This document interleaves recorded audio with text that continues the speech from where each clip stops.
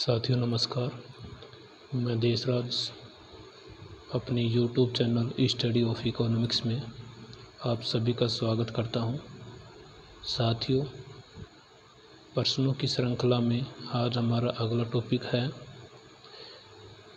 उत्पादन एवं लागत सिद्धांत। साथियों, हम डेली प्रश्नों की एक श्रृंखला सीरीज कर रहे हैं जिसमें आपको रोज़ाना महत्वपूर्ण प्रश्नों का विश्लेषण इस ग्रुप में वीडियो के माध्यम से किया जाएगा। हम पहले माइक्रो इकोनॉमिक्स से संबंधित महत्वपूर्ण टॉपिक अनुसार प्रश्नों का हल करेंगे। आज हमारा जो पहला क्वेश्चन है इस टॉपिक का, उत्पादन के संदर्भ में निम्नलिखित में से कौन सा कथन असत्य है। साथियों, हमें इसमें असत्य कथन का चयन करना है। उपयोगिता का सृजन करना ही उत्पादन है। भूमि तथा पूंजी उत्पादन के निष्क्रिय साधन हैं। भूमि प्रकृति द्वारा प्रदत्त मुफ्त उपहार है। उपरोक्त में से कोई नहीं। हमें इस प्रश्न में असत्य कथन का चयन करना है। उपयोगिता का सृजन करना ही उत्पादन है, बिल्कुल सही है। उत्पादन में उपयोगिता का सृजन किया जाता है। भूमि तथा पूंजी उत्पादन के निष्क्रिय साधन हैं, यह भी सही है। साथियों, आपको मालूम होना चाहिए भूमि तथा पूंजी उत्पादन के निष्क्रिय साधन है, जबकि श्रम उत्पादन का सक्रिय साधन है। भूमि प्रकृति द्वारा प्रदत्त मुफ्त उपहार है, यह भी सही है। तो इस प्रश्न का आंसर हमारा होगा उपरोक्त में से कोई नहीं, डी विकल्प सही है। नेक्स्ट प्रश्न हमारा है LHPF के संदर्भ में निम्नलिखित में से कौन सा कथन असत्य है। ऐसा उत्पादन फलन जो 1 डिग्री का समरूप हो उसे LHPF linearly homogeneous production function कहते हैं। इसे रेखीय समरूप उत्पादन फलन भी कहते हैं। यह जरूरी है कि इसे ग्राफ पेपर पर निरूपित करने पर एक सीधी रेखा प्राप्त होती है। उपरोक्त में से कोई नहीं। तो साथियों, इस प्रश्न में असत्य कथन के बारे में पूछा गया। ए ऑप्शन, ऐसा उत्पादन फलन जो 1 डिग्री का समरूप होता है उसे LHPF कहते हैं, बिल्कुल सही है ये ऑप्शन। बी, इसे रेखीय समरूप उत्पादन फलन भी कहते हैं, यह भी सही है। सी विकल्प है, यह जरूरी है कि इसे ग्राफ पेपर पर निरूपित करने पर एक सीधी रेखा प्राप्त होती है। साथियों, सी विकल्प यहाँ पर असत्य है, क्योंकि इसे ग्राफ पेपर पर निरूपित करने पर यह आवश्यक नहीं है कि एक सीधी रेखा ही प्राप्त हो। तो अतः हमारा आंसर सी विकल्प होगा। अगला प्रश्न है हमारा, कोप डगलस उत्पादन फलन के संदर्भ में कौन सा कथन असत्य है। इस प्रश्न में कोप डगलस उत्पादन फलन की चर्चा की गई है। असत्य कथन के बारे में पूछा गया है। इसका प्रतिपादन 1948 में किया गया। कोप डगलस उत्पादन फलन 1948 में कोब और डगलस नामक 2 अर्थशास्त्रियों के द्वारा किया गया। तो अतः ये विकल्प हमारा सही है। कोब डगलस को अपने अध्ययन में अल्फा का मान 0.75 प्राप्त हुआ। कोब डगलस को अपने अध्ययन में बीटा का मान 0.25 प्राप्त हुआ। कोब डगलस उत्पादन फलन अल्फा प्लस बीटा बराबर 1 होता है। साथियों, कोब डगलस ने अपने अध्ययन में अल्फा और बीटा 2 मान प्राप्त हुए थे। अल्फा का मान उन्हें 0.74 प्राप्त हुआ था, जबकि बीटा का मान प्राप्त हुआ था 0.25 और इन दोनों का योग 1 है। अतः हमें इस प्रश्न का आंसर बी विकल्प होगा, क्योंकि यहाँ पर अल्फा का मान 0.75 दिया गया है, जबकि कोब डगलस के अध्ययन में अल्फा का मान 0.74 प्राप्त हुआ था। अतः बी विकल्प हमारा आंसर होगा।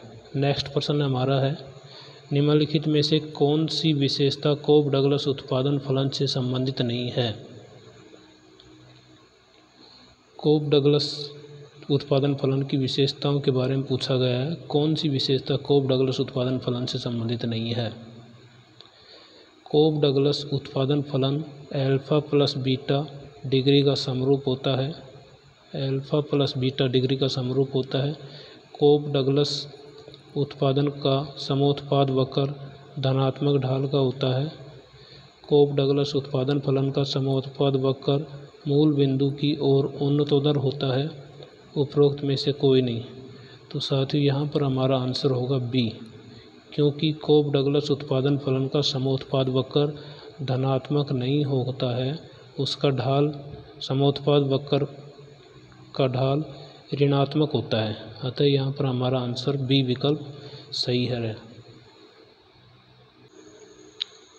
साथियों हमारा अगला प्रश्न है, निम्नलिखित में से कौन सा कथन सत्य है?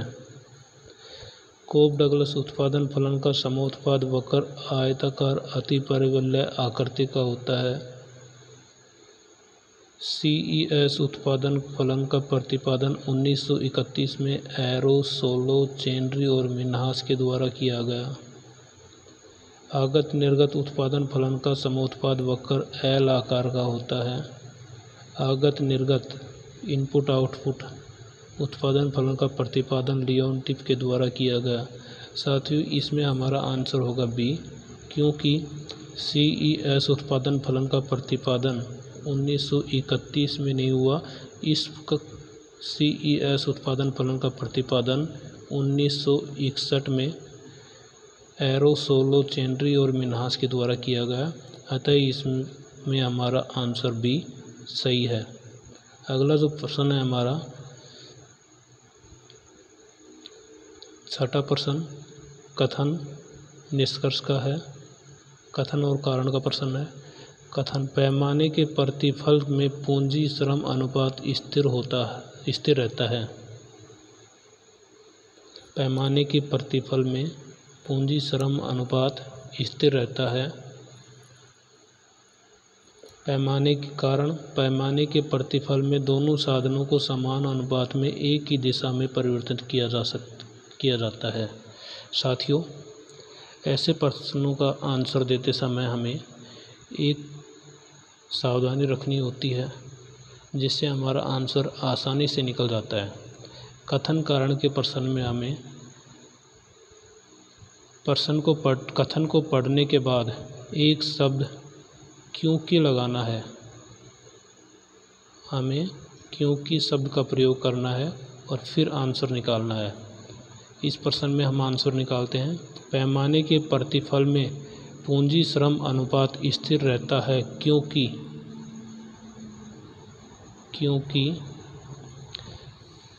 पैमाने के प्रतिफल में दोनों साधनों को समान अनुपात में एक ही दिशा में परिवर्तन किया जाता है।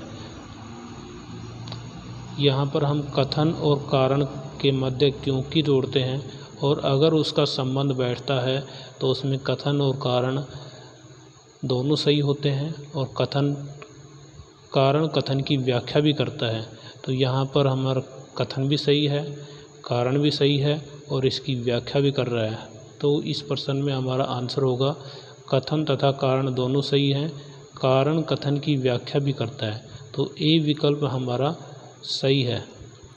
नेक्स्ट प्रश्न है हमारा 7वां। मार्शल के अनुसार प्रतिफल के नियम निम्नलिखित में से किस क्षेत्र में लागू होते हैं? कृषि क्षेत्र में, घरेलू क्षेत्र में, उद्योग क्षेत्र में, उपरोक्त सभी। इस प्रश्न में हमारा आंसर होगा कृषि क्षेत्र में। मार्शल ने प्रतिफल के नियम के संदर्भ में केवल एक ही क्षेत्र का उपयोग किया है, कृषि क्षेत्र के संदर्भ में। मार्शल ने इसका कृषि क्षेत्र के संदर्भ में उपयोग बताया गया है। नेक्स्ट प्रश्न है हमारा, मार्शल के अनुसार प्रतिफल के नियम की 3 अवस्थाएं बताई गई हैं। निम्नलिखित में से किसका संबंध मार्शल से नहीं है? यहाँ पर 4 अवस्थाएं दी गई हैं, जिसमें से एक का संबंध मार्शल से नहीं है। बढ़ते हुए प्रतिफल का नियम, घटते हुए प्रतिफल का नियम, ऋणात्मक प्रतिफल के नियम, स्थिर प्रतिफल के नियम। साथियों, मार्शल ने अपने प्रतिफल के नियम में 3 अवस्थाएं बताई हैं, जिसमें 3 अवस्थाएं कौन कौन सी इस प्रश्न में हम जानेंगे। बढ़ते हुए प्रतिफल, घटते हुए प्रतिफल, ऋणात्मक प्रतिफल, स्थिर प्रतिफल। मार्शल ने अपने प्रतिफल के नियम में स्थिर प्रतिफल के नियम का उल्लेख नहीं किया है। स्थिर प्रतिफल के नियम का उल्लेख आधुनिक अर्थशास्त्री यहाँ पर स्थिर प्रतिफल का उल्लेख मार्शल के द्वारा किया गया है। मार्शल ने अपने प्रतिफल के नियम में 3 अवस्थाएं बताई हैं। बढ़ते हुए प्रतिफल के नियम, घटते हुए प्रतिफल के नियम और स्थिर प्रतिफल के नियम। ऋणात्मक प्रतिफल का नियम का संबंध मार्शल से नहीं है, इसका संबंध आधुनिक अर्थशास्त्रियों से है। अतः इसमें हमारा आंसर होगा विकल्प सी।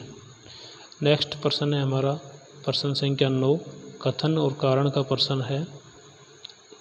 एक उत्पादक उत्पादन की द्वितीय अवस्था में उत्पादन करना पसंद करता है, तो इसका आंसर निकालते समय हम कथन और कारण के बीच में क्योंकि लगा देते हैं। अगर हम कथन और कारण के बीच में क्योंकि लगा देते हैं तो हमारा आंसर सटीक बैठता है। एक उत्पादक उत्पादन की द्वितीय अवस्था में उत्पादन करना पसंद करता है, कारण से पहले क्योंकि लगाएं, क्योंकि उत्पादन की तृतीय अवस्था में श्रम की सीमांत उत्पादकता ऋणात्मक होती है। बिल्कुल सही है। तो कथन भी सही है, कारण भी सही है और कारण कथन की, लेकिन कारण यहाँ पर कथन की व्याख्या नहीं करता है, क्योंकि उत्पादन की तृतीय अवस्था में श्रम की सीमांत उत्पादकता ऋणात्मक नहीं होती है। यहाँ पर इसका आंसर होगा बी। सूर्य श्रम की सीमांत उत्पादकता ऋणात्मक होती है। यहाँ पर हमारा आंसर बी होगा। कथन कारण दोनों सही हैं, लेकिन कारण कथन की व्याख्या नहीं करता है, क्योंकि इसमें कथन में उत्पादन की द्वितीय अवस्था के बारे में बताया गया है और कारण में तृतीय अवस्था का उल्लेख किया गया है। अतः यहाँ पर इनका संबंध नहीं बैठता है, जिसके कारण यहाँ पर कथन और कारण दोनों सही हैं, लेकिन इसकी व्याख्या नहीं करता है। नेक्स्ट क्वेश्चन है हमारा 10वां। यह प्रश्न भी कथन और कारण से संबंधित है। एलएसी वक्र को नियोजन वक्र भी कहते हैं। एलएसी वक्र को नियोजन वक्र भी कहते हैं। करते हैं नहीं है, यहाँ पर है कहते हैं। एलएसी वक्र को नियोजन वक्र भी कहते हैं।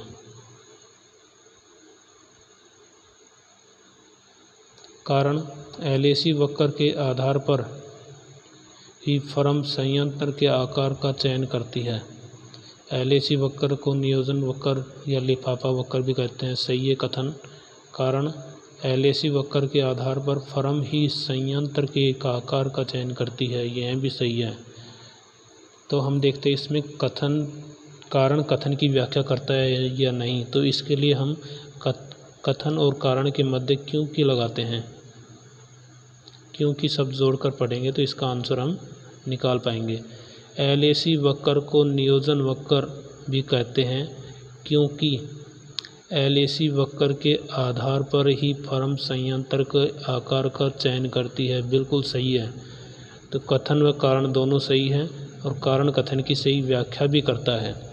अतः इसका आंसर ए विकल्प होगा। अगला हमारा प्रश्न है प्रश्न संख्या 11। निम्नलिखित में से कौन सा कथन सत्य है? एलएसी की आकृति जॉर्ज स्टेंगलर के अनुसार एल आकार की होती है। आधुनिक अर्थशास्त्रियों के अनुसार एलएसी का आकार आंतरिक मितव्ययता व अमितव्ययताओं पर निर्भर करता है। ए और बी दोनों सही हैं, उपरोक्त में से कोई नहीं।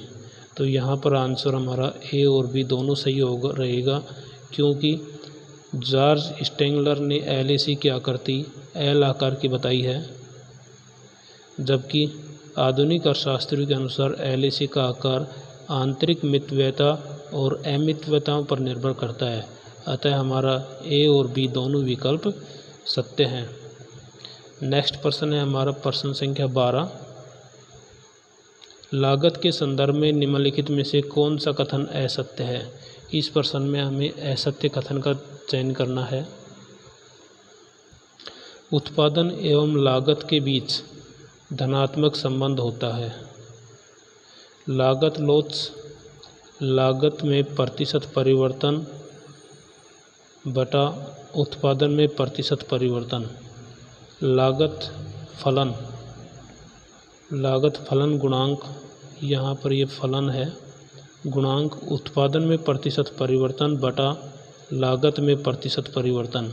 उपरोक्त में से कोई नहीं। यहाँ पर असत्य कथन के बारे में पूछा गया है। उत्पादन एवं लागत के बीच धनात्मक संबंध होता है, बिल्कुल सही है। लागत लॉस का सूत्र है लागत में प्रतिशत परिवर्तन / उत्पादन में प्रतिशत परिवर्तन, यह भी सही है। लागत फलन गुणांक का सूत्र उत्पादन में प्रतिशत परिवर्तन बटा लागत में प्रतिशत परिवर्तन, तीनों विकल्प सही हैं। तो यहाँ पर कोई भी असत्य नहीं है, अतः हमारा आंसर विकल्प डी होगा। नेक्स्ट प्रश्न है हमारा प्रश्न संख्या 13। जब कुल उत्पादन अधिकतम होता है तो सीमांत उत्पादन कितना होगा? जब कुल उत्पादन अधिकतम होता है तो सीमांत उत्पादन कितना होगा? न्यूनतम, शून्य, धनात्मक, ऋणात्मक। जब TP अधिकतम होता है, TP मैक्सिमम होता है, तब सीमांत उत्पादन MP होगा 0, अतः हमारा यह आंसर होगा B। अगला जो प्रश्न है हमारा प्रश्न संख्या 14। निम्नलिखित में से किस स्थिति में उत्पत्ति के नियम लागू नहीं होंगे? जब उत्पादन फलन का संबंध अल्पकाल से हो,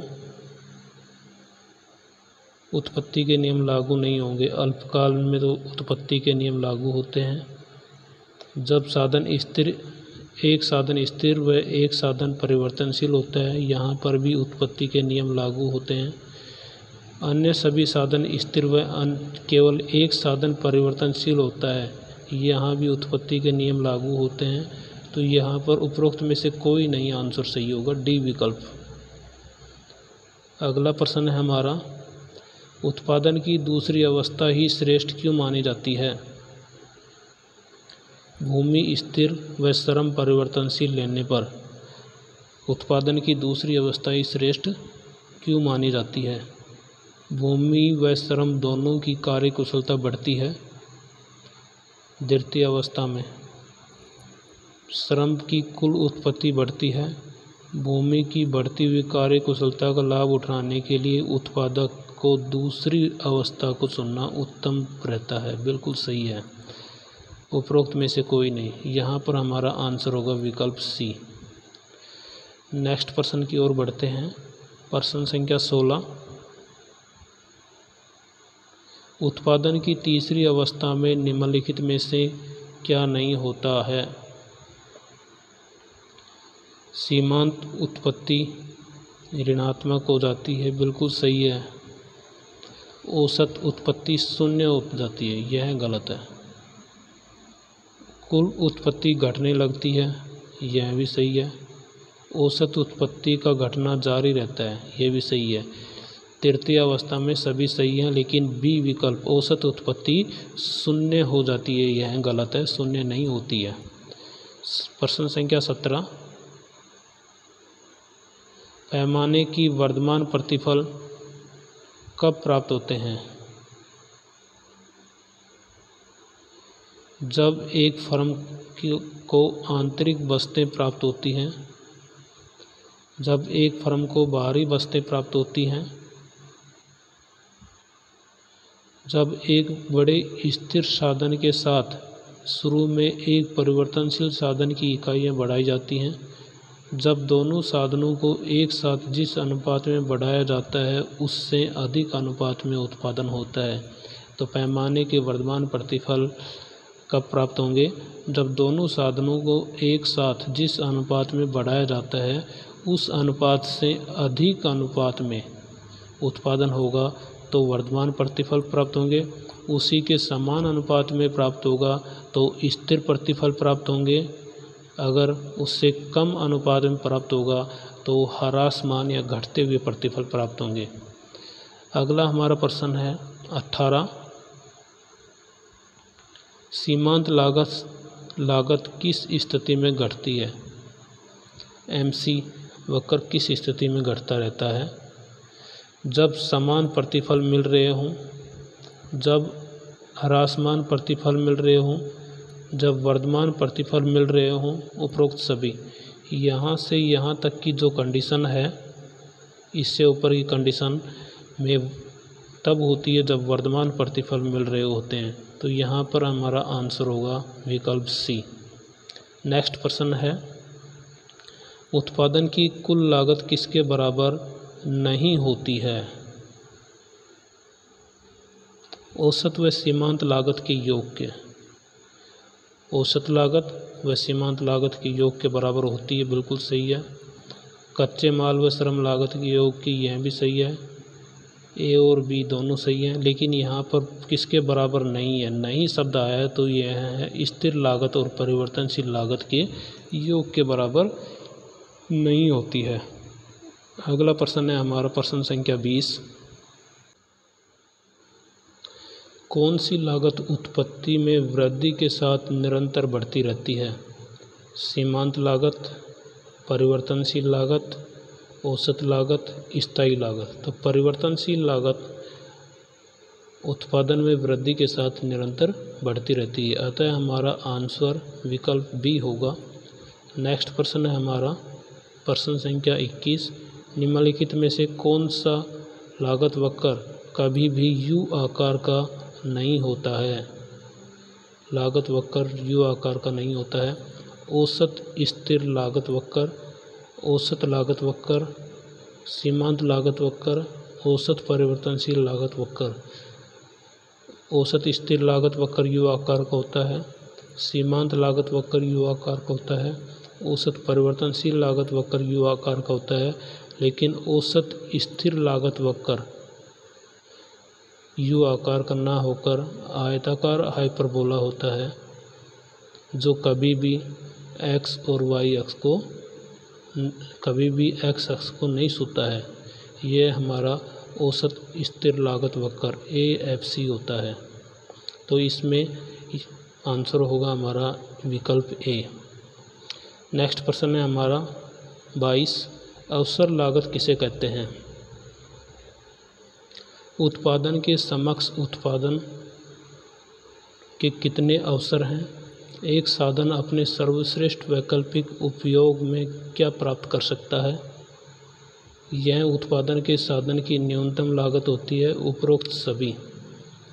अवसर लागत किसे कहते हैं? इसका आंसर विकल्प B होगा। एक साधन अपने सर्वश्रेष्ठ वैकल्पिक उपयोग में क्या प्राप्त कर सकता है, यह अवसर लागत के संदर्भ में सत्य है। नेक्स्ट प्रश्न है हमारा औसत लागत और सीमांत लागत का संबंध बताइए। जब औसत लागत घटती है तो सीमांत लागत भी, तब सीमांत लागत बढ़ती है। जब औसत लागत घटती है तो सीमांत लागत उससे नीचे बनी रहती है। जब औसत लागत घटती है तो सीमांत लागत भी घटती है। जब उपरोक्त सभी। यहाँ पर हमारा आंसर होगा उपरोक्त सभी, क्योंकि जब औसत लागत बढ़ती है तो सीमांत लागत भी बढ़ती है, लेकिन औसत लागत सीमांत लागत से यहाँ पर कम होती है। सीमांत लागत से औसत लागत कम होती है जब औसत लागत बढ़ती है। जब औसत लागत घटती है तो सीमांत लागत उससे नीचे बनी रहती है।